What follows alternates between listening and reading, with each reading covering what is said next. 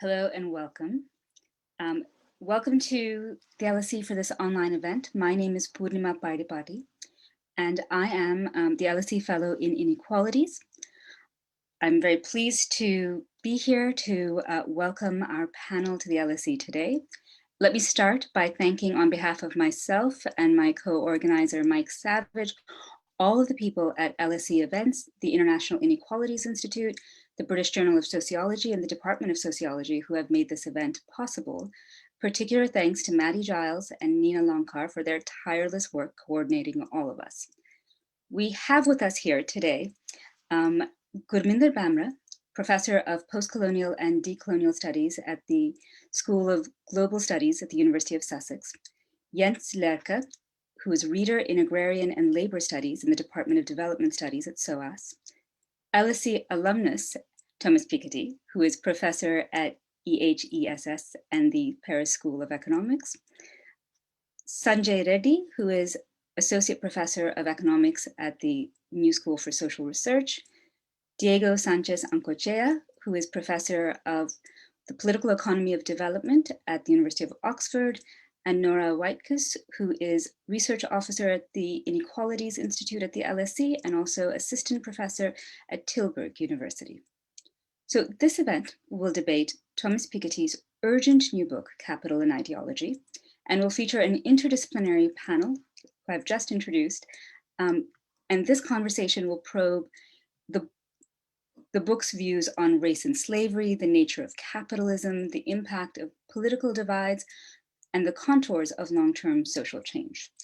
Piketty, who is joining us today in conversation with his interlocutors, will present the book's framework and his historically informed approach for understanding and combating inequalities.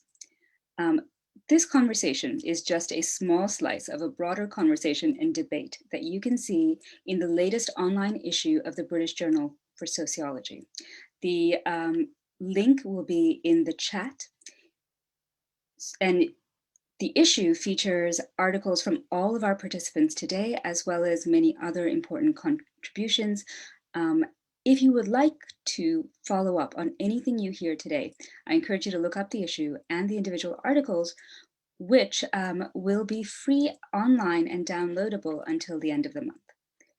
For those Twitter users in the audience, the hashtag for today's event is hashtag LSE COVID-19. This event is part of a broader series at the LSE on the challenges of the COVID and post-COVID world. This online event is being recorded and will hopefully be made available online as a podcast, subject to there being no technical difficulties. As usual, there will be a chance for you to put your questions to our panelists. To submit your questions, please use the Q&A feature at the bottom of your screen. Questions will be submitted to myself, and I will pose as many as possible to our speakers. Let me know your name and affiliation, and we are particularly keen to hear from LSE students, alumni, and incoming students. So if that describes you, please do let us know. Let me start by just saying a few words about the book we are discussing today and the order of events. So Thomas Piketty's Capital and Ideology was published by Harvard University Press just before the start of the global pandemic. But in many ways, it already names some of the features of compounding historically deep inequalities. So what we have seen and what we continue to see very poignantly all around us is the ways in which inequality cannot simply be described along any one particular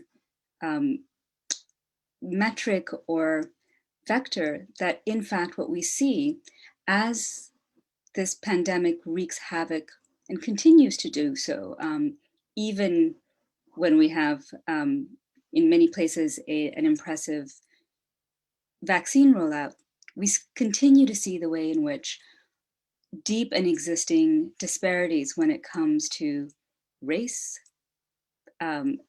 international, the power between different countries, the impact of crumbling infrastructures,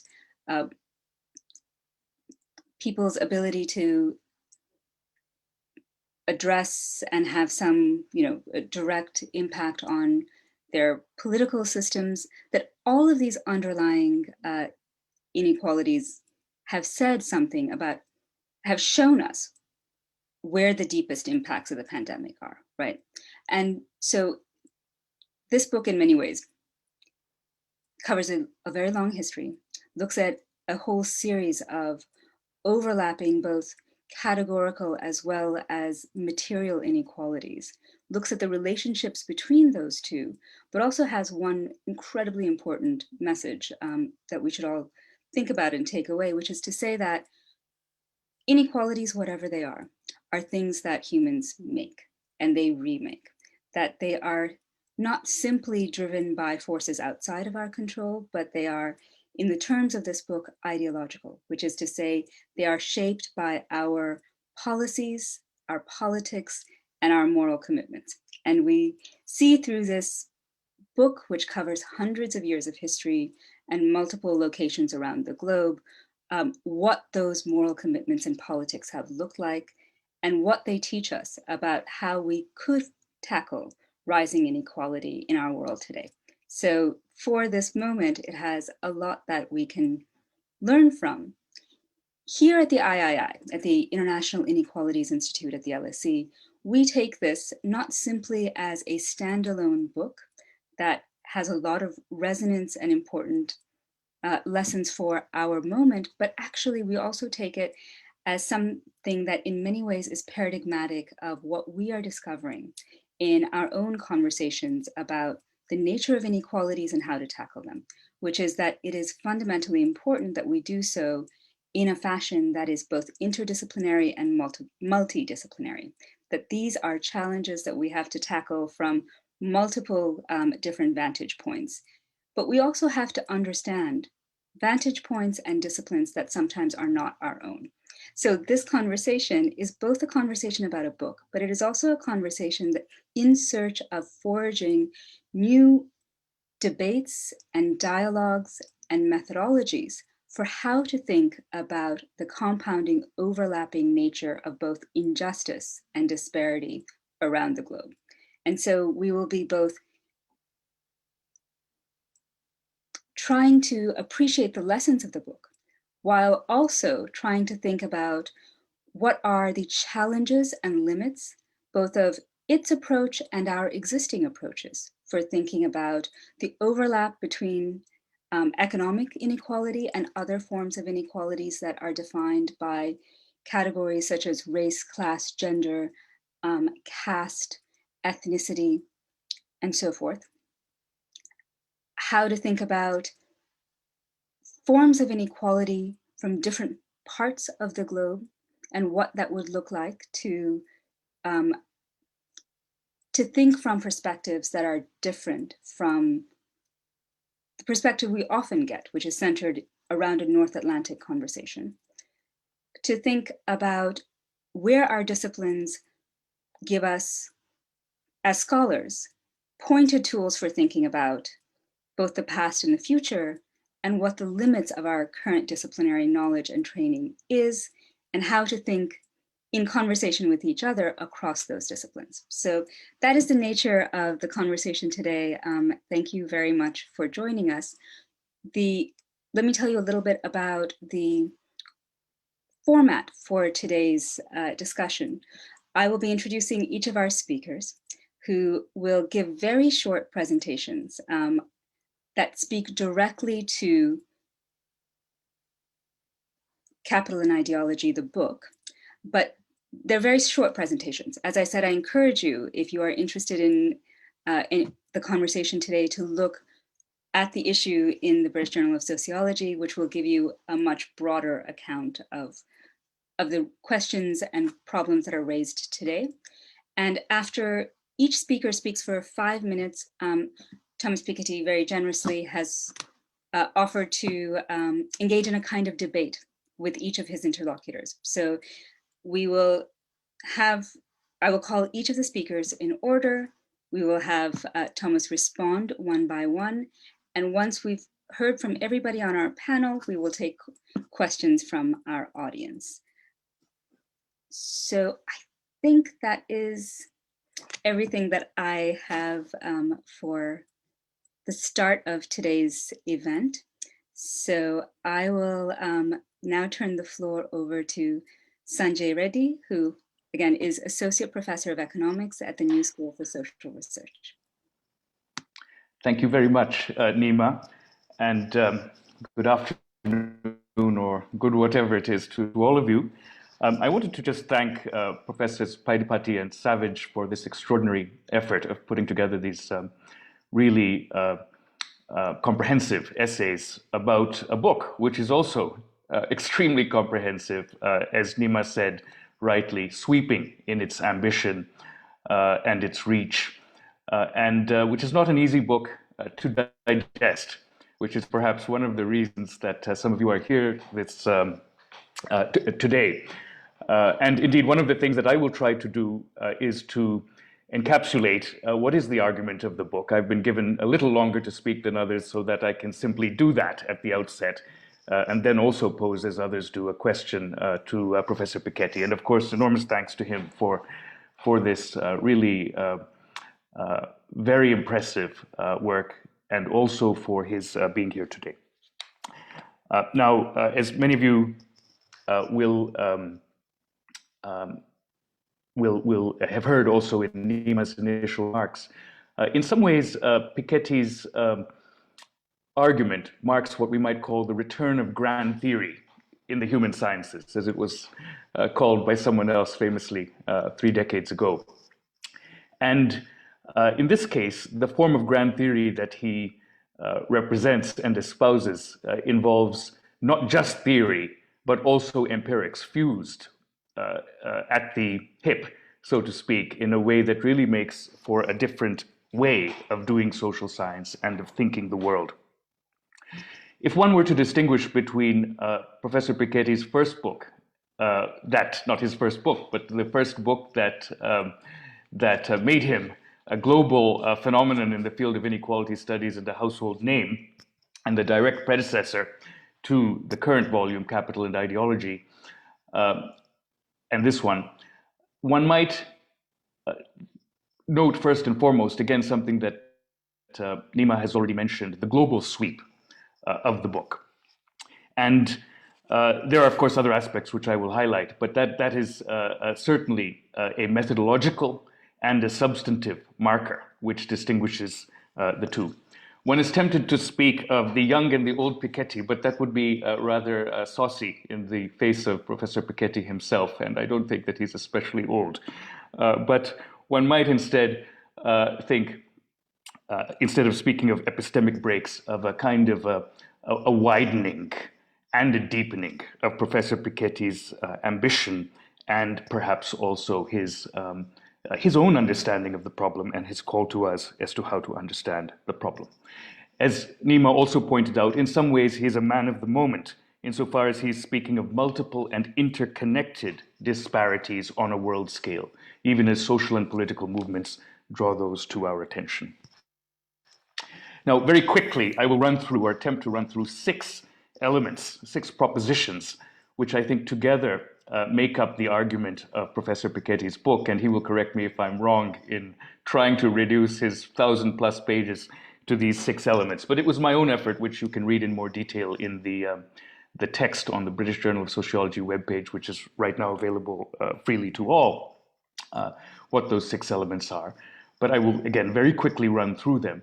I hope this is a comprehensive description of what his argument consists of, or at least the pillars of that argument.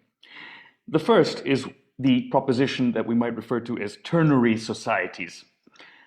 This is Professor Piketty's own word. We might be more familiar with the word tripartite. And this is the idea that inequality has been present in most societies in history. But in most of these societies, it also took a specific form, consisting of clerics, warriors, and workers, with the first 2 categories, although a numerical minority, possessing a dominant position. Political privileges of rulership, symbolic and social privileges, and economic privileges were together concentrated in the hands of the first two dominant estates, namely clerics and warriors. And the key point here is that this is by way of distinction to what Professor Piketty refers to as proprietary society, which is the kind of society we live today. And this is the second proposition. Proprietarianism is the central social and economic formation in modern times, only briefly arrested in the 20th century by partially successful efforts to tame or to limit it, and more recently resurgent, especially since the 1970s, in the form of neo-proprietarianism, what some of us might have also called neoliberalism. And this form of society is unitary rather than tripartite or ternary, in the sense that it forms, in the sense that property forms, that's a missing word in my description in the text, property forms the single and the most central societal basis of privilege and domination, whether economic, social, and political. So in this society, there's a single key to all forms of domination, and that is ownership of property, in contrast to pre-proprietarian societies. Property is in principle accessible to all, but not in practice, since ownership is an abstract rather than a concrete idea, not intrinsically viewed as being connected to hereditary privilege, for instance. Third proposition, ideology. All societies which possess ideology which possess inequality. All societies which possess inequality have an ambient ideology, which justifies and thereby supports that inequality. And ideology is understood here to refer to the collection of these justificatory ideas. Although ideology is essential for the stabilization of a system, it can also be contested. And in this way, changing the ambient ideas can bring about a different trajectory in history, which Professor Piketty believes has happened at points to either diminish the extent of inequality or to increase it. And in particular, he focuses on what he calls switch points, at which the arrangements that prevail are not only underdetermined, but which direction is pursued depends upon the career of ideas and social movements and politics. Fourth proposition, European world domination. And I think this is very much a distinctive feature of the current volume. European colonialism, imperialism, and the slave trade projected the proprietarian ideology on a world scale and reflected an intensive as well as an extensive form of proprietarianism, effectively viewing colonized peoples and their lands as a form of property available to be exploited in various ways, which Europe and European settler colonies did with considerable benefit to their populations, to European and Europe-derived populations. The ongoing effect of this historical experience are of considerable importance to understanding the current pattern of inequalities. Fifth, knowledge is power. I've already hinted at this in the discussion of ideology. As the brief interval in which it was arrested in the mid-20th century shows, through social democratic movements, for example, proprietarianism is not destiny. It can be tamed through specific measures, but to advance these requires, above all, public understanding, including of data on the extent and nature of inequalities and how they are produced, so as to undermine proprietarian ideology and inform policies to combat inequality, about which there can be reasonable disagreement. In recent years, around the world, there has been a weakening of class-based politics and the ascendancy of identity cleavages, but this can be overcome by groups of different kinds coming together to recognize that what unites them outweighs what divides them, what unites them being the common badness of proprietarian society for them. And this leads us to the sixth and last proposition, which is most actionable, participatory socialism. The most promising measures to address contemporary inequalities are those which limit the privileges of property, in Professor Piketty's view, for example, through extension of taxes to cover a wider variety of assets, sizable increases in tax rates applying to wealth and income, and of course inheritance taxes being among them, making certain property privileges effectively temporary rather than permanent, limiting the governance rights that go with property claims, and demanding that these be shared with workers, and pursuing approaches to regional and global development which combat inequality across as well as within countries. And Professor Piketty argues that a coalition can potentially be constructed consisting of all but the ultra-rich in favor of such internationalist and egalitarian policies, but this requires political realignments and new actors who champion this program of participatory socialism. Taken together, it's clear that Piketty's propositions form a grand theory. Now, I know I'm run out of time practically, Nima. Will you give me 1 minute to pose my question to Professor Piketty? I thought I would take 5 minutes to summarize Professor Piketty's 1,000 pages, but inevitably I've taken 10 minutes, I suppose. So here is my 1 minute question in the spirit of the exercise that others will be asking Professor Piketty too. And this concerns the distinction between proprietarianism and capitalism, which I found slippery throughout the book, and one which I felt perhaps he could be pressed on analytically and politically. Traditional analyses of capitalism share Professor Piketty's idea that property precedes capitalism and that property regimes of various kinds have existed. But they view capitalism as something more than what he calls the intensification and extension on a world scale of the idea of property alone. Capitalism is on these various conventional, perhaps, but also traditional accounts characterized by other qualitative features and dynamics. For instance, the drive to profit making, the centrality of wage labor, or other features depending on the analyst and the view.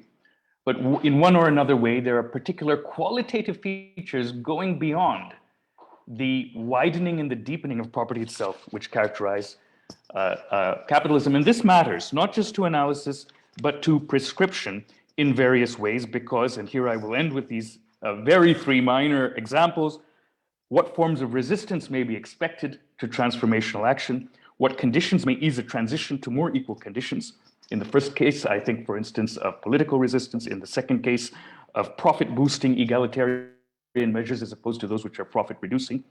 And third, and finally, the need to change the dynamics of the system and not only to distribute claims more widely, to provide, quote unquote, more for the little guy in order to truly bring about a break. This would, for instance, explain why or how we might analyze the Germano-Nordic system of workers' participation in firms' decisions, which he recommends, asking the question whether such measures are enough or how they might be structured in order to bring about different behavioral dynamics. And I will, this is my truly last sentence, and my, again, slightly intemperate question. Is proprietarianism capitalism without a beating heart? And if it does have a beating heart, where is it and what is it? Thank you. So Thomas, after limiting Sanjay in what he can say in the time he had, I'm afraid with that provocative question, we only have 2 minutes for you to respond. So let me hand it over to Thomas Piketty. Yeah, let me try to be very short. First of all, I want to be very clear that, this book, I think, is a bit better than the previous one, but, it still has lots of limitations. And so I'm so happy, to have all of you here. I read your articles with a lot of interest. I learned a lot. I think the little progress I've made between the two books is largely due to this kind of conversation. And so, I really want to be very clear about that. Now, on this specific issue, you raised a very specific point at the end of your presentation regarding, is co-determination, German co-determination, Swedish co-determination, is this a way to overcome capitalism, or is it just still within capitalism? And what do I mean exactly by participatory socialism?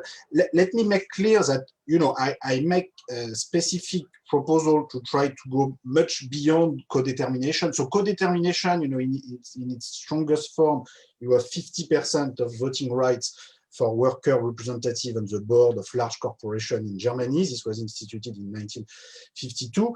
This is already quite a significant change, because it means that if in addition workers have 10 or 20% of the share in the company, or if a local government, which can be very important, have a 10 or 20% share, then you can change the majority even with the shareholders who have 80 or 90% of the share. So, it's already something that shareholders, when this was imposed on them, and after a very strong social struggle, I can tell you, it's not something that they like very much.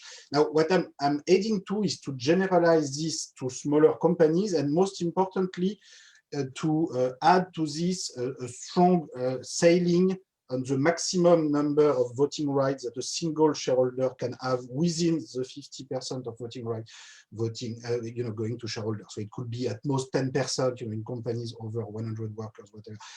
Again, I'm not saying I have found the perfect formula in any meaningful manner. I'm just saying that if you push this logic further, you have a system of power and a system of rights, which is very significantly different, from the sort of one share, one vote traditional capitalist system.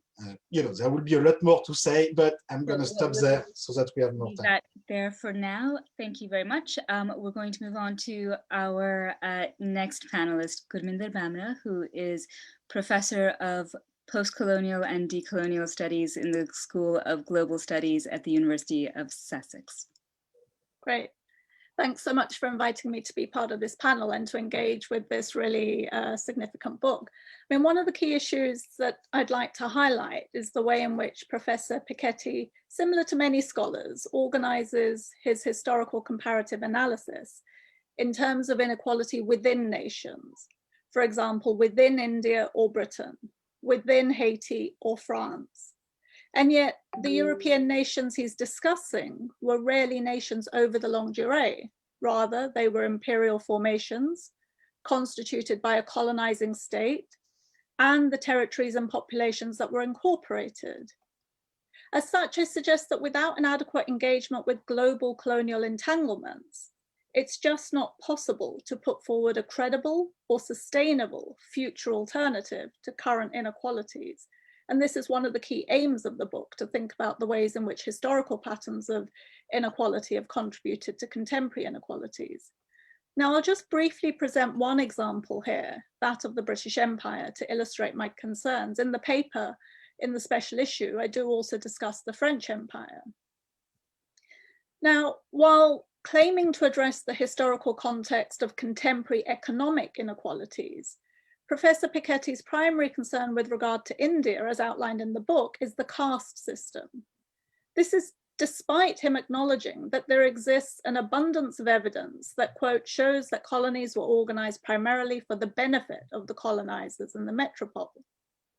But the relationship is not investigated in terms of its significance in producing both subsequent within country inequalities and inequalities between countries. There's no discussion, for example, of issues such as colonial drain. That is, the money that colonizing powers took from the colonized country to the benefit of the colonizer country, and how this constitutes an ongoing fund of assets, just as in the way that he discusses wealth as reproducing itself. Now, in the context of India, scholars from Dadabhai Naoroji, writing in 1901, Lala Lajpat Rai, writing in 1917, to Utsa Patnaik, amongst others more recently, have detailed and discussed this issue at length.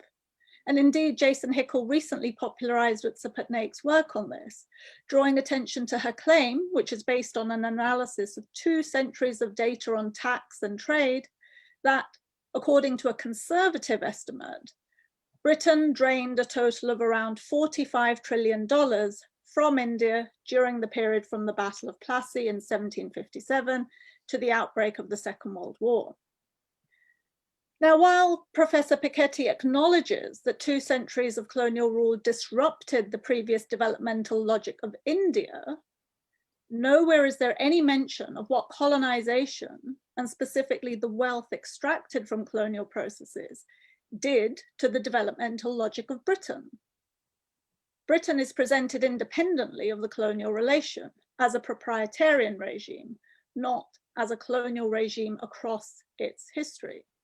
That is, there's no real discussion about how India's relative poverty today is intimately connected to and more strongly consequent of the very same colonial processes that made Britain wealthy. And I would suggest that the failure to acknowledge the common frame of empire as the condition from which nations subsequently emerged distorts subsequent analyses of inequality on a global scale.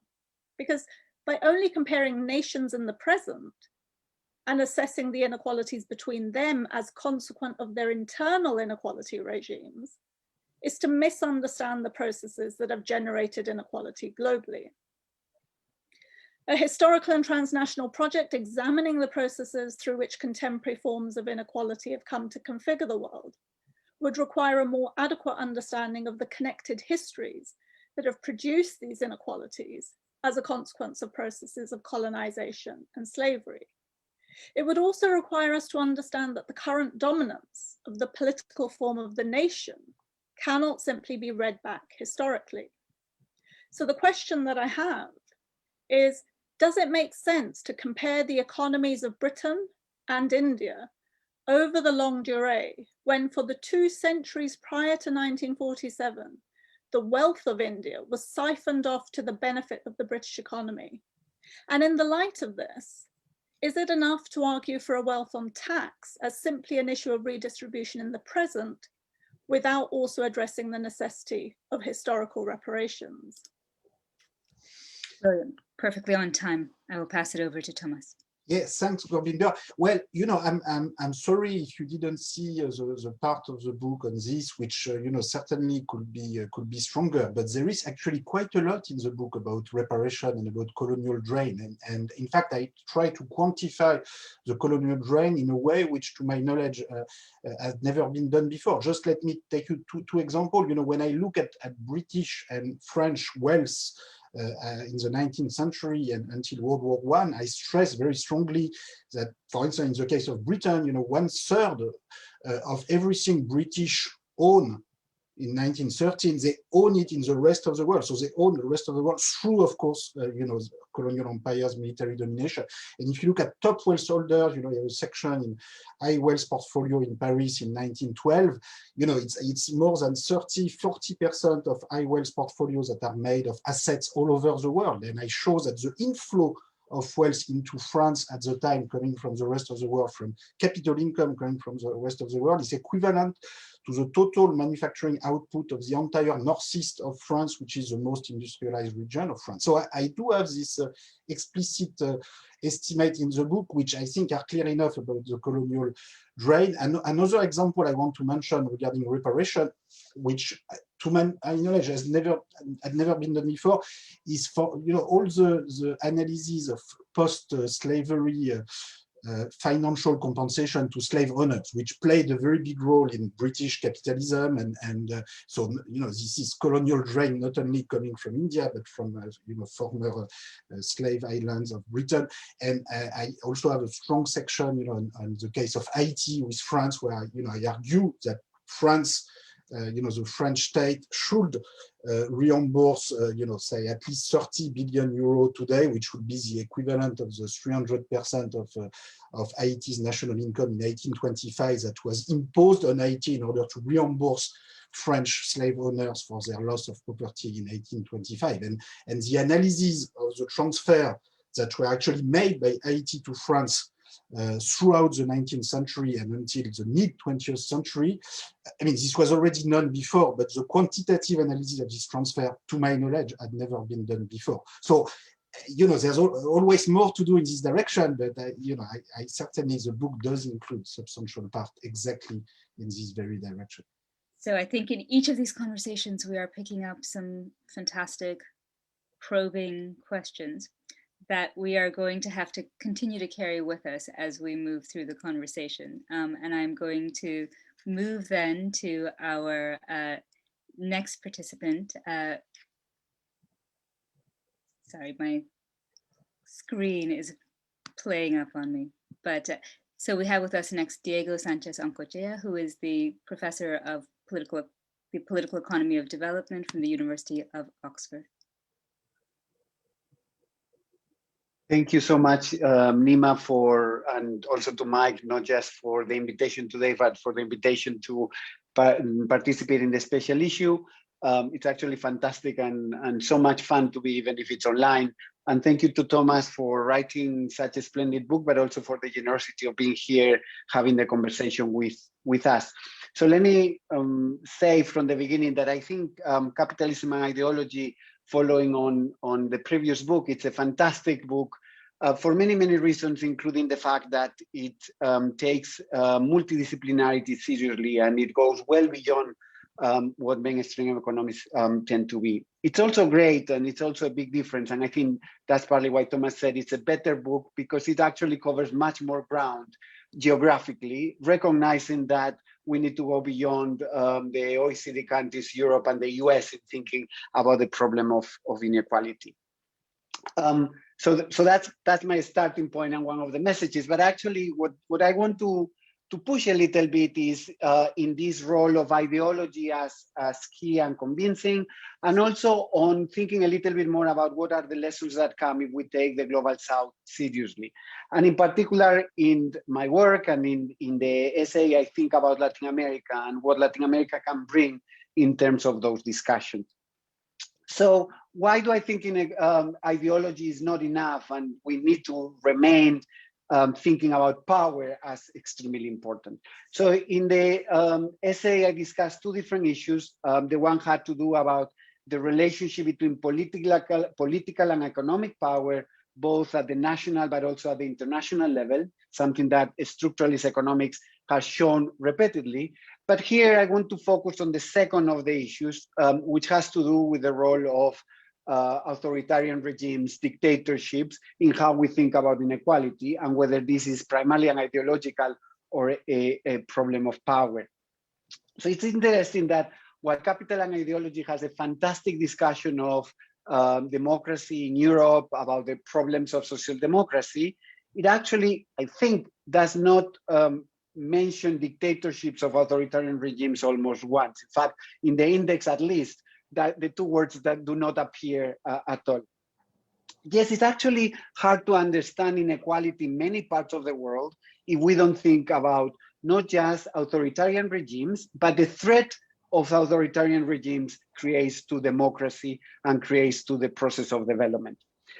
So obviously, democratic breaks are totally constant in places like Latin America. So just to give you a few numbers, there were 8 democracies in 1950, then 6 in 1955, 12 in 1959, and then only 5 in 1976.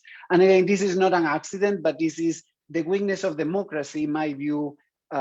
He hid and demonstrated the problems of power and the threat that democracy had for some of those in power. This is, of course, not a problem of the 20th century, but when we think about Honduras in 2009, when Presidente Zelaya was expelled in the country legally, precisely because it had threatened the power of the elite in significant ways. When we think about countries like Paraguay under Fernando Lugo, which was impeached precisely because it was trying to pass a land reform and trying to weaken the power of some of the elites. Or when we think about a country that is covered in the book and that actually the whole project of world inequalities is discussing now much more like Brazil, it's impossible to understand Bolsonaro and what Bolsonaro represents without thinking about the threat of an authoritarian discontinuity and with linking that with the power of elites, economic and political elites, and how they work together. And of course, I don't want to even mention countries that are also in the OECD and how democracy is actually in question there.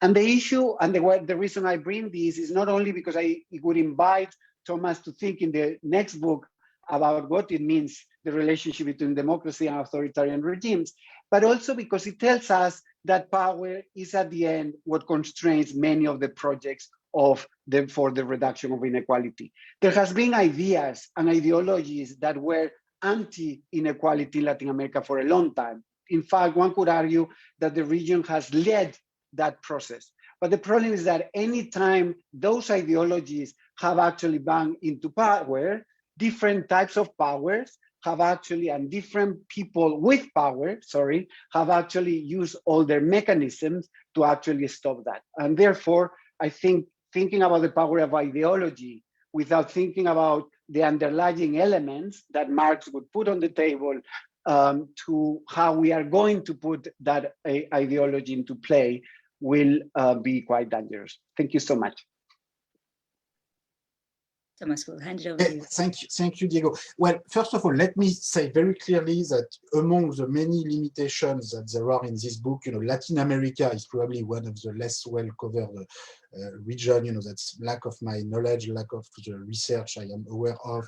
Authoritarian regime, more generally, I think you're right, are not, their role is not acknowledged enough, and certainly in Latin American authoritarian regime in particular. So I talk a little bit about the rise of the National Socialist regime in Germany, but then because of the electoral dimension of the rise of the Nazi, I talk more about the ideological issues than about really the straight authoritarian dimension. Now, regarding power and ideology in general, I do try to, recognize, of course, the role of power. When I was talking about Haiti a minute ago, the beginning of the end of slave societies and the slavery system was due to a slave revolt in Haiti. It was not due to some kind of enlightened discussion in Paris about ideology. So the French Revolution is largely due to peasant revolt, the Bolshevik Revolution to balance of power. So power is there.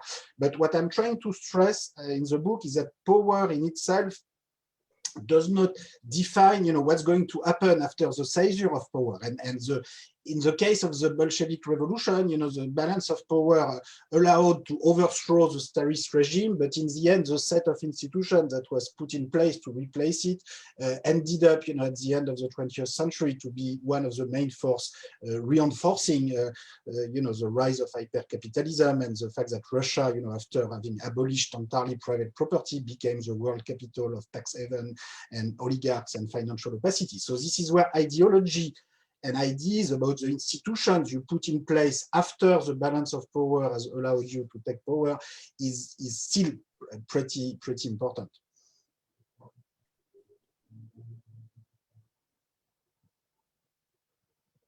We will now move to our next panelist, who is Nora Waitkus.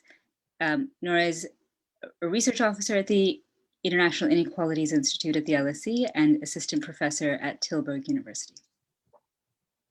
Thank you so much, Nima. Let me start by saying how much I enjoyed reading this book and the wonderful collection of essays in the British Journal of Sociology. I'm very grateful for the invitation today, and I will take up some points from the essay that I've written together with Mike Savage. Let me emphasize, as well as the others have done before me, that Thomas Piketty offers exactly the kind of large-scale thinking that I think social scientists are so desperately seeking in these times. Unfortunately for us as sociologists, economics are now taking the center stage here, as it has been traditionally sociology who has been offering this kind of big picture thinking. At the heart of Piketty's theory of social change, we've heard that before, lies property. And for us as sociologists interested in wealth inequality, class and accumulation, this is a very welcome move.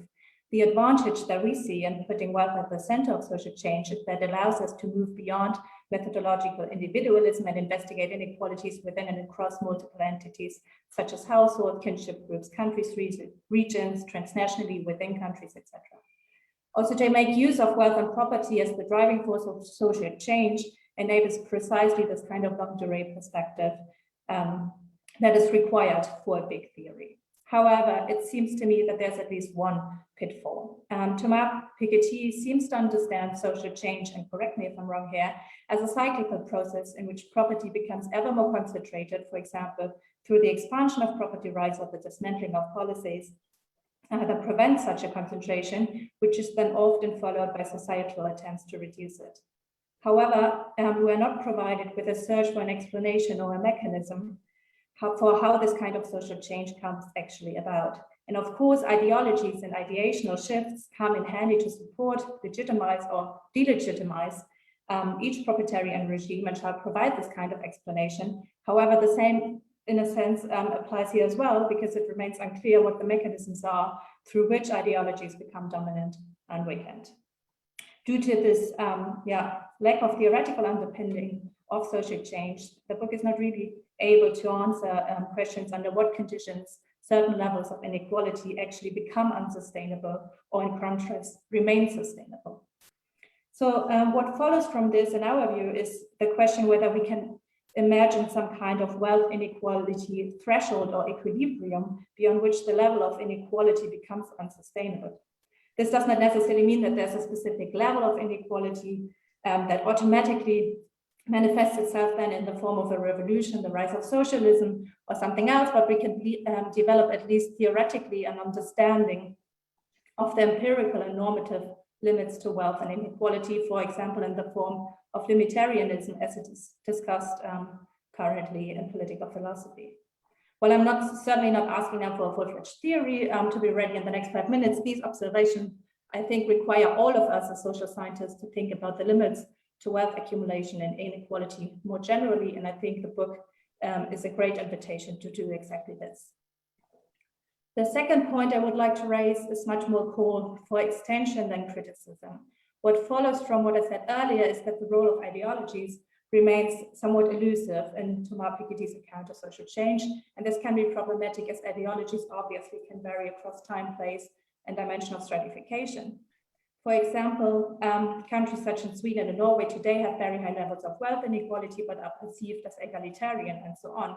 So I think these cross-cutting dimensions of time, space, and dimensional stratifications are important to investigate more systematically. And I think what can be offered here by sociology is to point out the cultural processes of discourses, narrations, and cultural behaviors that lie below there, and that could be the missing link in order to understand the concepts of ideology and capital better. Thank you.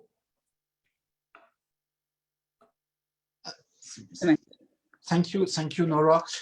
Yeah, you know, look, I think I don't have any major disagreement. I think, you know, I certainly do not propose a full, you know, theory of social change and ideological formation in the book. I try to investigate specific episode. The general view I'm pushing is not so much one of cyclical change, because, you know, there's a general view in the book that there is a long-run process toward more equality, you know, in the long run, and there is some process of learning about institutions, about new institutions to deal with the reduction of inequality, with, you know, either through the education system, the social system, the progressive taxation, the electoral system.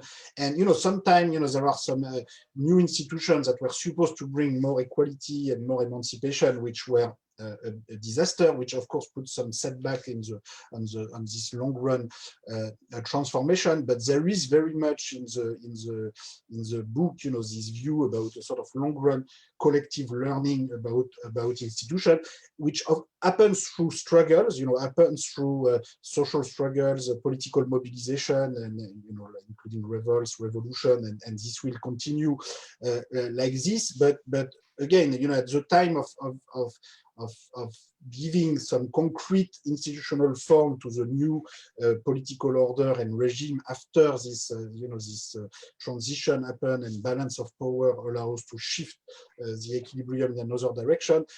These dimensions of learning are very important. So just to take an example about Sweden, which you mentioned, I like a lot the work by Erik Bengström, which I use on Sweden, which reminds us that, you know, Sweden until 1910 had one of the most sophisticated inegalitarian organization of property and power in the world, you know, with a system of voting rights where you could have up to 100 voting rights if you're very wealthy. You know, even corporations at the local level could vote in municipal election.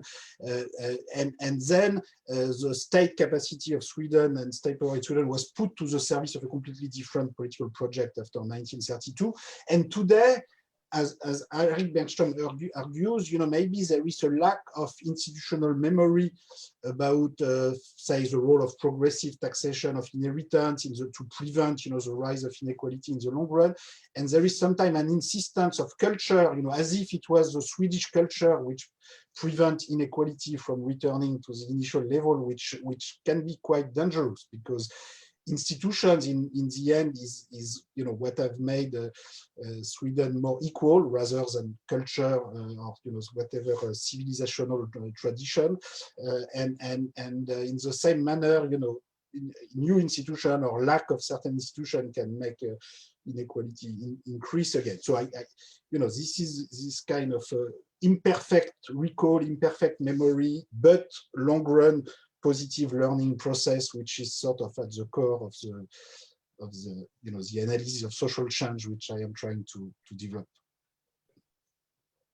Thank you. And with that, we will turn to our final panelist, who is Jens Lerche, who is a reader in agrarian and labor studies in the Department of Development Studies at SOAS. Thanks. So thanks to the organizers for organizing and for inviting me to take part in this critical celebration of this important book. My brief intervention will draw on the contribution to the special issue by Al-Bashir and myself entitled Black Lives Matter, Capital and Ideology Spiraling Out from India. My main point, my challenge to Thomas Piketty, if you like, is that his book actually remains trapped within the discipline of economics. It sets out to combine economic, historical, sociological, cultural, and political approaches, but the understandings of ideology by these disciplines are ignored somewhat, and that has significant consequences. The book therefore presents a somewhat narrow understanding of ideology and how it's linked to inequality regimes. And its policy proposals, which of course are very commendable, are stuck within economics. They are also set out as choices, a choice between ideologies that we're free and able to make. So importantly, this also means that there's no political roadmap here. There's no analysis of how to overcome existing power relations. Ideology is indeed central to capitalism. In modern India, as we have shown in our work, caste-based oppression of the ex-untouchable Dalit castes and the indigenous population, the Adivasis, has modernized, but it still keeps Dalits and Adivasis at the bottom of society as cheap labor and as second-class citizens. This is done through a mix of oppressive ideological hegemony and naked power and physical violence to reinforce it when inquired. And when Diego spoke before, I certainly recognized that is always there. Capital and ideology provides important data on race, caste, and inequality, and how racism is used politically to cement inequality regimes. But as the Black Lives Matter movements have shown, racism, casteism, etc., go way beyond economic discrimination. Discrimination and oppression permeates all aspects of life. In fact, numerous scholars argue that caste, race, gender relations fundamentally shape capital accumulation inequalities in our lives. So to think that economic inequalities can be changed without also dealing directly with the wider ideologies and power relations of racism, casteism, etc., is, in my view, naive. And for example, Antonio Gramsci, one of the foremost scholars on the relationship between capitalism and ideology, argued that ideological hegemony was central to the survival of capitalism. That meant also that counter-hegemonic ideological struggles were central to anti-capitalist struggles. And Gramsci argued that the ideological hegemony of the ruling bloc was established throughout society, in its political and cultural institutions, in education, through the family, through religious institutions, and in labor relations. And that meant that it also had to be countered across all these fields. This was not a matter of two high-level ideologies competing with each other. Instead, it was a struggle in the field of common sense, the field of messy and contradictory, taken for granted views in society, the everyday struggle, the everyday field of struggle between ideologies. And the whole gamut of oppressive ideologies needed to be contested directly and specifically. Thomas Piketty's book proposes a program of important economic reforms to challenge the inequality regimes. The way to pursue them for him is to aim for a direct, high-level ideological choice, this is a word that is often used in the book, between the two different economic regimes. So my first question is that feasible given the argument presented here, i.e. without the struggles in the field of common sense across society? My second question is reforming the inequality regimes possible without challenging the wider power relations, including the oppressive hegemonic ideologies along the lines of race, caste, and gender beyond economic inequalities? So the argument here is that if patriarchy, racism, and casteism are essential building blocks of capitalism and its inequality regimes, then they must be challenged in full across the board too.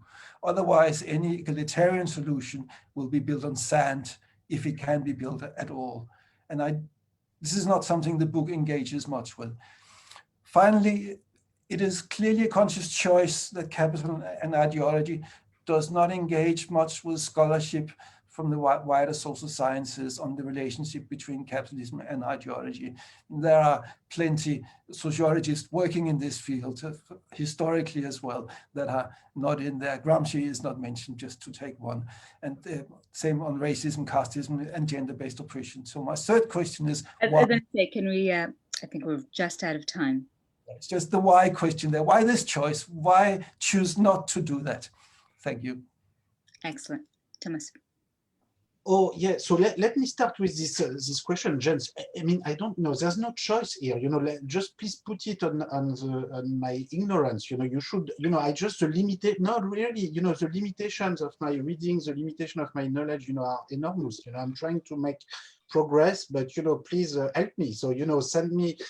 I read your paper with great interest, but you know, if you think you know of other you know work which you know should absolutely be there, which were not there, send me an email. I will read them. I will do my best. You know, I'm not trying to be rude with anyone, but you know, of course, when you write a book on such a wide variety of you know, you necessarily miss a lot of what has been done and written. I did my best to try not to miss too much, but I'm sure you know so you know, don't take it at all you know as a choice.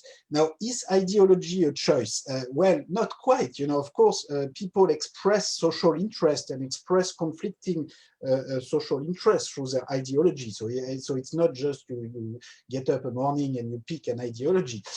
But what I stress in the book, you know, throughout the book, is that social class alone, your social position alone, does not fully determine, you know, a full-blown theory of property, a theory of education, a theory of democracy, a theory of the frontier system, how you organize your own political communities, the relation with other political communities, the world political community. So the set of possible ideological construction and institutional imagination, you know, and the complexity of the question, the multidimensionality of class is such that class position alone is you know never fully going to determine ideology. And at this stage, you know, I think we are all going to agree.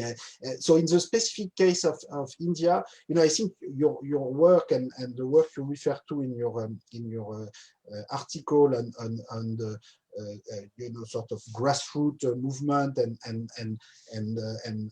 you know, fight and struggles between you know, between dominant caste and dominated caste, you know, is extremely important, and you know, that's part of the many you know, limitations of my book not to cover them as well as I should have. But I really try to stress in the case of India that, you know, it was not entirely obvious to begin with at the time of independence, you know, what would be the balance between sort of reparations, sort of caste-based reparation and quota and redistribution, whatever, and more sort of universalist-based, say, more traditional sort of Marxist approach to property transformation and transformation of the legal regime. And you know, there's been different strategies in different parts of India, as you're very well known. And you know, to some extent, you know, Kerala, West Bengal, you know, have been the more successful with Communist Party in power than you know, some other states in the north or in the west, which put different emphasis. And you know, I try in my analysis of India to give, you know, some sort of balanced account between what quotas, positive discriminations were able to do, which in some case was positive, but at the same time, you know, the lack of systemic and structural economic reform, in particular with regard to the property regime, structural land reform, etc., you know, was a very strong limitation of how much you can transform the old inequality regime. So Thomas, look, we could talk about this forever, but you know, I'm doing my best. I'm sure I'm going to improve in the future, and please help me. So thank you all. Thank you to the panelists, to Thomas, for this fantastic, you know, flash debate. We are now going to turn to questions from our audience. So I just want to let you know that if you have questions, you can put them into the Q&A. Please For our audience, let us know your name and your affiliation.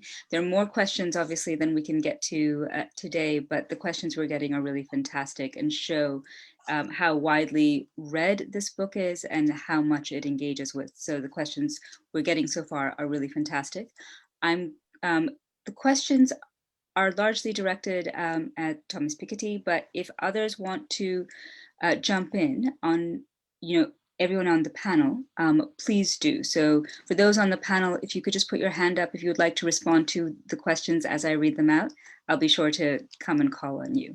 I'm going to start the questions by selecting one from our audience who is also a member of the special issue, the British Journal of Sociology special issue. So our first question comes from Tariq Abuchadi, who is an assistant professor of political science at the University of Zurich. And he has this question, I'm just going to read it. Part 4 of Capital and Ideology revolves around the transformation of social democratic and socialist parties, from parties that represent working class to parties that now represent more educated middle class voters. It argues that this change in support base has led social democratic parties to depart from redistributive politics. So 2 questions. How do you square this argument with the vast literature in political science and sociology that argues and empirically demonstrates that new middle class voters, especially those that support the left, are strongly in favor of redistributive policies, in many countries are actually more so in favor of these policies in the working class? And number 2, taking into account the socio-structural changes of post-industrial societies, especially education and skill upgrading and changing occupational structures, how could there be a majority of the left without also appealing to educated and middle-class voters? Thank you. So let me make very clear that, I'm not saying that it's bad that the left is getting educated voter. I'm just saying what's a bit strange is that over time, the slope, between if you look at the graph between education level and propensity to vote for the left, this has been completely reversed. So in the sense that, between 1950 and 1980, the more educated you are, the more you vote for the right or Christian Democrats or the conservative in Britain or the Republican in the US. And today it has been completely reversed, which is not true for income or property ownership. So there's been sort of a decoupling of the education dimension and the income dimension, and this is what I refer to as the rise of the Brahmin left and merchant right. Now I should make clear that two things. First, the analysis that I propose of this in my book is very much incomplete. I only look at a relatively small number of countries. And we have actually just published a new book called Political Cleavages and Social Inequalities, a study of 50 democracies, 1948-2020, which just came out in French a few weeks ago and will come out at Harvard University Press in November 2021, where we look at a much broader set of countries. So this is a we have like 30 co-authors and we look at 50 countries. So not only the 25 Western democracies, but actually more than half of the book, the other 25 plus countries are from Asia, Middle East, Africa, Latin America. And one of the big messages is that in fact this rise of Brahmin left merchant right that we see in the West, it's very different in the rest of the world. And if anything, we see many countries in the rest of the world moving toward more class-based conflict, or at least not the same form of identity-based conflict that we see very much in the West. So anyway, the book does not answer all of your concerns and questions, but I think it goes more in this direction. It provides a richer analysis and finer analysis of the different country cases than what's in the book, where I used some of the preliminary material from this research program, but it was very incomplete. Just one point, you mentioned the working class. In some cases, that would be less in favor of redistribution than the middle class. this, I'm not so sure. It's what we see, at least in our data, is that it's not that you have a huge fall in participation among the working class. So when we look at the bottom 50% income or bottom 50% education voters in France or Britain over the past 50 years, there's been a huge fall. And in fact, almost the entire fall in participation from at the aggregate level comes from the bottom 50% group and not at all from the top 50%. And the way we interpret this is that if these voters, is that many of these voters would like some other some other political programs, and are sort of felt a little bit left aside by what's being proposed, and in particular the fact that there's less redistributive ambition. I think it has to be part of the explanation. I mean, if these voters were very enthusiastic about the kind of identity-based politics and xenophobic politics proposed by Le Pen, etc., they would all jump and go and vote with a lot of enthusiasm, and that's not at all what we observe. We have this enormous rise in non-participation, which suggests that somehow this Brahmin left, merchant right equilibrium is leaving a lot of voters unsatisfied with the choice they have to make, especially in the bottom groups of the population.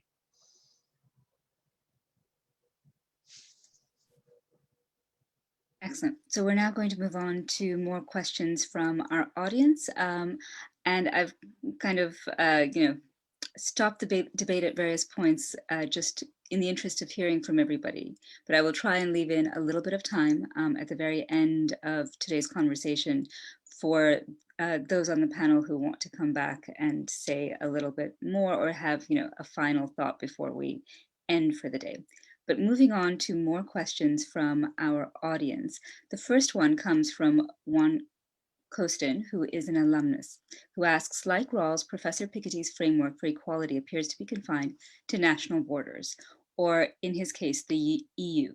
Is there not an argument that one of the most egregious forms of inherited wealth is that of being born within a wealthy country? Similarly, how would Professor Piketty address the evidence that globalization has diminished inequality between countries and in its earlier forms has served to subsume some highly discriminatory practices in various countries? These different questions, I guess, in different ways, ask us, as Gurminder has also asked us, to explicitly think about how to theorize the global interrelationships that structure how people in discrete locations experience inequality. So I will turn that over to Professor Piketty. If anybody else would like to jump in, just use the raise hand icon and I will call on you as well. Yeah, so, my take on this is that, the world economic system is extremely unequal. I mean, it has always been very unequal, at the time of the colonial empires. In some ways, you can say it was even more unequal, but in fact, it has remained very unequal with all sorts of forms of neo-colonialism, which, I talk about in the book, where, for instance, I show how, in effect, rich countries had a very negative impact on the process of state formation in sub-Saharan Africa when they imposed, starting in the 1980s, 70s, 80s, 90s, a very quick removal of all trade tax and trade barrier, which in effect impoverished the state without some new tax revenue in substitution coming from income tax or wealth tax, because at the same time, Western organization, were also pushing against income tax and wealth tax and everything. So in the end, it's just contributed to push to even weaker states, which then,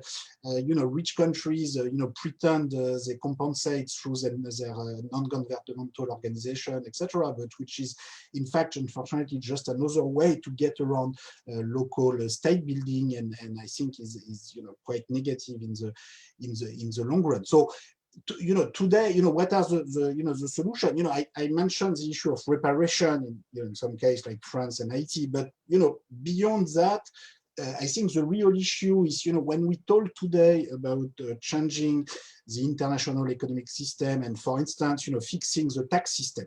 Think of the recent discussion about taxing multinationals with Joe Biden and everybody in Europe saying, oh, we have to do something, even the US now are doing something, so we have to follow Biden. And, I hope Europe will do something, except that so far, this has been a game between rich countries. So this has been a game between, US and Europe trying to split the tax base that is now in tax havens. And so they've proposed at the OECD different formula, based on sales, based on wage bill in different countries. So, the general idea is to have a unified declaration of profits for big multinationals at the world level, and then we split the profits according to sales, according to wage bill, the different countries.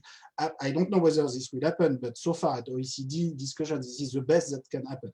Except that the best that can happen is actually not so good, because in practice, 96% of the profits of world multinational will actually be split between rich countries. So if you look at the share that will go to poor countries and sub-Saharan Africa, South India, it's like 2 or 3%, which especially after the COVID crisis, would seem like a big joke.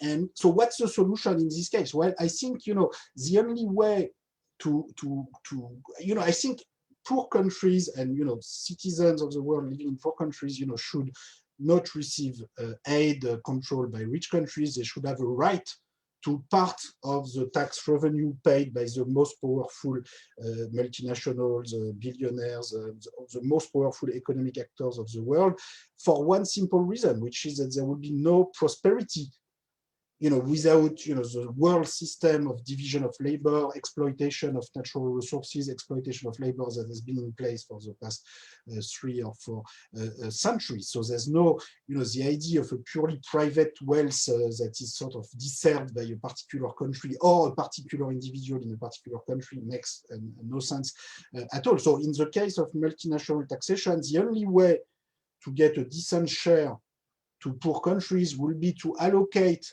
some of the tax base on the basis of population in the end. If you just do the wage bill or sales, you're bound this is bound to be a game between rich countries. And so introducing population, just per capita basis as at least one of the criterion that is used to allocate the world profit of multinationals is the only way to get a decent. And I think this is a big fight that is not completely out of reach, in the sense that once the idea of having a world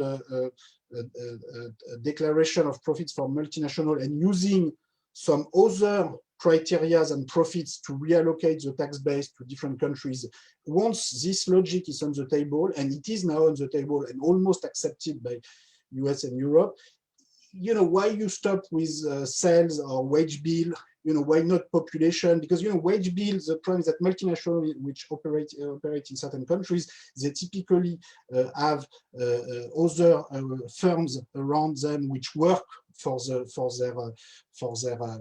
main platform or main, and so how do you take this into account? And in the end, using a population, makes a lot of sense. So anyway, this is a practical example, but saying that, showing that we, looking at economic transformation just at the level of one country or the nation state or Europe, is certainly not the way I look at this. Sanjay, you wanted to jump in? Yes, very quickly, just 2 points. One, empirical, that whether globalization is reducing world inequalities depends a lot on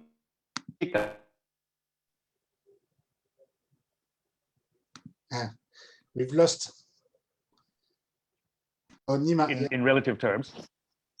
And lost you for a second. Would you mind starting over again? So sorry, I was just saying that, if you can hear me now, if you look at the global inequalities without fast-growing countries, for example, China, large fast-growing countries, then the impact of globalization on world inequality looks less clear-cut, because a very large proportion of the world population lives in countries that have been relatively slow growing in Latin America and sub-Saharan Africa over the last 3 decades and so on. So it's a patchy picture, but it's certainly not straightforward that it's been reducing world inequalities for the vast majority, as far as the vast majority are concerned. And that, of course, is also based on relative, not absolute inequalities. The absolute differences are increasing even now between some of the fast-growing countries and the richer countries. The second point I would make is that I don't think we should view this problem simply through the lens of taxation. We need to think about what a pro-development global rules system would look like, as Danny Roderick and others have emphasized, what the trading system would look like, what the system with respect to regulation of investment and many other factors. Tax is an ex post redistributive measure, tax and transfer, but we need to be thinking nationally and globally about ex ante, pre-market and in-market measures that would change the dynamics of the world economy. Yeah, Sanjay, just to follow up on this, I cannot agree more with you. You know, I think changing the rules of the game, for instance, for the governance of corporations, for trade regime is absolutely critical.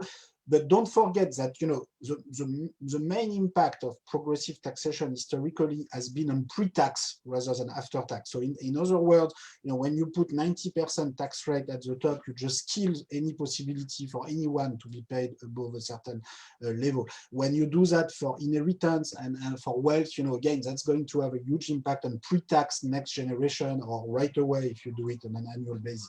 So the distinction between what's pre-tax and post-tax and pre-distribution and redistribution, I think, has been a little bit exaggerated. And in fact, the biggest impact of progressive taxation is really pre-tax. So we now have a number of different kinds of questions in the chat, and I'm going to group some of them together around kind of common concerns. So a number of our guests in the audience have raised questions about media and media infrastructures and inequalities. And so let me read a few of them now.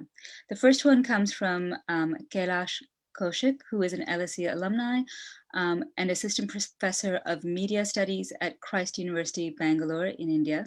And his question is, when we are discussing ideology, power, and capital and suggesting ways to solve inequality globally, what would be the panel's thoughts on reorganizing media ownership, including alternative models of media, especially when public understanding is essential in fighting inequality? Along these lines, we have a couple more. Sorry, let me just scroll to them.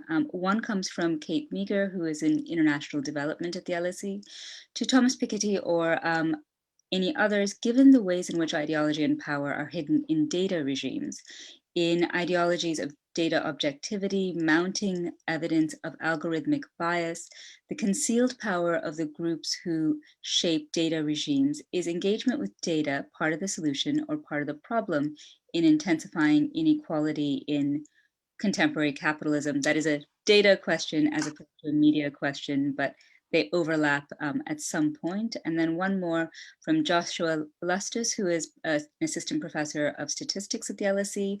Are new information and communications technologies democratizing or concentrating control over the direction of ideology? How can supporters of democracy make use of or change this direction? So that's a number of slightly differently targeted questions, but I will put them on the table and open up the floor to our panelists. I can respond, but if some other people at the panel want to respond, you know, I don't want to take all the time. So I think we're happy to start with you. Okay. Let me start. So I do have in the book a short section on the media funding and the reform of media funding, but that's far too short as compared to the importance of the subject, because indeed, you know, when we think about the ideology and the development of various ideology, you know, media is of course play a central role. So in the book, I describe a number of proposals that have been made in certain countries to have you know, much more you know, participatory organization of governance in the media, with more power to journalists. And you know, I would say, you know, this is an area where there's actually a lot of room for action at the national level. Countries can actually decide that, in the governance of media, say, representative of journalists or readers, have half of the seats or more of the seats. They can put strong rules on the fact that, someone should not be able to, fully control a media if he has some business interest somewhere else. I mean, there's been some attempt, and there has been some public media in a number of countries, in particular in Europe, but by and large, this legislation have not been updated in recent decades and to the development of online media, but they could, and we have the same problem also, not only for the financing of the media, but for the financing of political parties, which have remained, or in some cases, which have become even more oligarchic than they were in the past. And in some cases, like in my own country, France, you have a system of tax reduction, which in effect subsidizes, the biggest gift to political campaign, much more than, the little people who have a little contribution to their political party or political movement. So this is going exactly, this is doing exactly the opposite of what you could think of a public system to regulate money in politics and in the media. And on all these different issues, I think also maybe there's a lack of attention to the details sometimes. And I think it's very important that the mobilization through a social organization and political movement, are able to channel the sort of collective attention and collective energy in order to change this kind of institutional setup. Just one little word on data regime and new information technology. We're supposed to live in an age of big data, but I think as far as as far as public data goes, we actually very often are in an age of big public opacity. So, for instance, transnational wealth ownership is deliberately organized through a system of opacity, and this has been organized like that for political reason,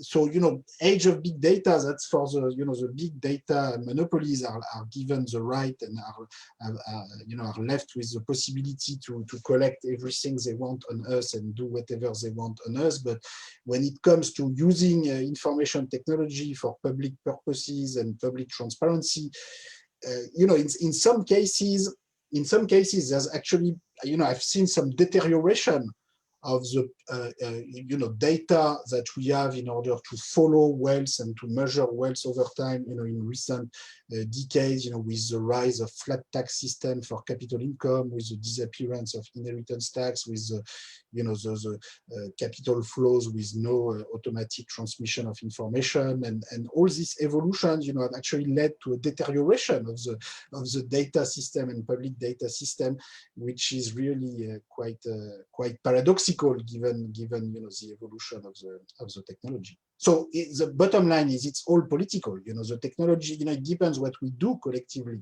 with the technology and the rules, the collective rules we put on these new technologies. So we're rapidly running out of time. I'm going to take one more question, which I think many in the audience might share. It comes from Michael Harvey, who asks, to what extent does Professor Piketty consider that populism leads to more inequality? Thatcher, Reagan, etc. I would welcome his view on whether populism has led to worse COVID national figures, citing the examples of Trump, Johnson, Modi, Bolsonaro. Michael is an alumnus of Open University and the University of Warwick. Yeah, I think for COVID, I'm not sure any country right now is in a position, to give lessons to other countries. I don't know. I think it's, of course, what Trump did, or the kind of attitude he had, and what Bolsonaro is still doing, is very depressing, and was not very positive. But what other countries have been doing, I think is also is also quite sad. You know, I think the lack of investment in public hospitals, public services is something that we are really paying. You know, in a country like France, we realize that the number of beds in hospitals that could have been used to face the epidemics, you know, had been divided by 2 over the past 15 years. So, you know, that's you know, the consequences of past political choices. And at the global level, you know, I think the way we have blocked the request by India and South Africa to suspend patent rights for vaccines and medical equipment, you know, is a shame. It's a shame because there are production possibilities in India and South Africa and other countries which could have been used more to sometimes transform a little bit the formula for the vaccine or the medical equipment, and we're still, you know, they've played the rules of multilateral institution by putting on the table at the World Trade Organization a request. They did it once, they did it twice, they did it 3 times, and you know, they've always faced the veto from European Union and in particular France and Germany, who would like to give lessons, you know, in their discourse, but in practice, this was a very practical issue. And you know, I think it's a okay, the Chinese vaccine is not, and Russian vaccine production possibilities are not as high as they could have been, and maybe they will be. But you know, if they had been even larger, and China would have, you know, covered, you know, the more of the world with their vaccine, you know, I think the lesson for the world and the, you know, the consequence for how Western countries and rich countries are viewed by the South, you know, would have been even worse. And anyway, it's too early, I guess, to have a complete, you know, complete analysis of this, of course. And so with that, we have to stop the Q&A portion of today's session. We, again, are almost out of time, but I wanted to take this opportunity to ask our panelists if they have any kind of, you know, I think this is the beginning of the conversation as opposed to the end of it. But as we kind of depart, does anyone have any kind of final thoughts? I wanted to jump in. Yes, no, thank you so much for that. It's been really, really interesting. And I guess the one thing that I would want to sort of leave everyone with is that it's great to see that there's increased engagement with histories which are newly understood, such as Haiti, the issues of reparations, thinking about colonialism and so on. And I guess the next challenge, and I see it still as a challenge that needs to be taken up, is how does understanding these histories change the concepts that we then establish on the basis of them? Because I find it still quite extraordinary that proprietarian regimes and colonial regimes and esclavist regimes, or slavery regimes as you call them, can be understood as distinct regimes when it was proprietarian regimes that undertook slavery and colonialism. So if we accept that these proprietarian regimes are also colonial regimes, then why have 2 ideal types except to obscure the inequalities that are produced through their relationships, as opposed to elucidate those inequalities by acknowledging them within a common frame? And just one other key thing is that once you talk about reparations from Haiti to France, which were given, and you discuss the question of whether those who had been enslaved should have got reparations themselves, but you leave it as an open question, and you also talk about redistribution within countries, there is really no discussion of the reparations that the global North might need to pay the global South in order truly to address the global inequality that is a consequence of 500 years of colonialism. It is not enough to talk about within country inequality when global inequalities have been constituted through these broader histories. Jens? Thanks. One of the very important points that Thomas Piketty makes in his book is around boundaries, that one has to think of identity boundaries and class cleavages and how they interact.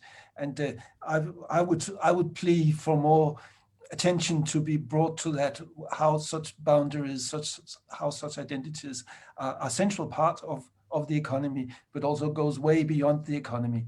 And the need to understand their lives and why they are being construed the way they are in order to deal with inequality, I think is quite central.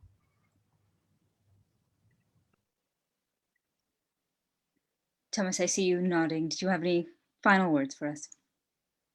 Well, I don't know if Diego or Sanjay or Nora want to say something. No, look, Gurminder, I fully agree with you. You know, when I was talking about the transformation of the tax on multinationals and giving a much bigger share to the South, you know, I think that's exactly the kind of redistribution you were referring to. So it seems to me we are more in the same page than you seem to believe. But let's try to make progress in any case. You know. Diego, did you want to jump in? No, I would just emphasize that in thinking about what's next, I think understanding all countries better is clearly one, but that's very much in the project, Thomas, that not just you, but people around you are doing. So but I think the other is to think about the link between policy and politics much more, right? That when I think about the next president of Peru, for example, the issue is not whether he has the right ideology. The issue is how he creates the coalitions that will be behind the policies that we want him to implement. So thinking about the link, it seems to me, between the creation of coalitions and the ideology and the power that is used to that is the next challenge, not academically only, but politically for all of us, and maybe part of the next book that we can discuss in a few years. Excellent. Well, I think we can all look forward to that. I don't see any other hands. Nima, could I just say one tiny word, which is, I think there's a lot more to say on the relation between economic feasibility and political feasibility. And I think Thomas has laid out some really good ideas about possible directions. But we need to bring in Diego's concern about power much more centrally. And a lot of conventional economic arguments have to be thought about and, if possible, dismissed, or if appropriate, dismissed. Or not this, but feasibility concerns, I think, stage in the next. And thank you for this. Thank you, Thomas. Yeah. There were a lot of questions in the chat as well about the overlap between political feasibility and economic feasibility.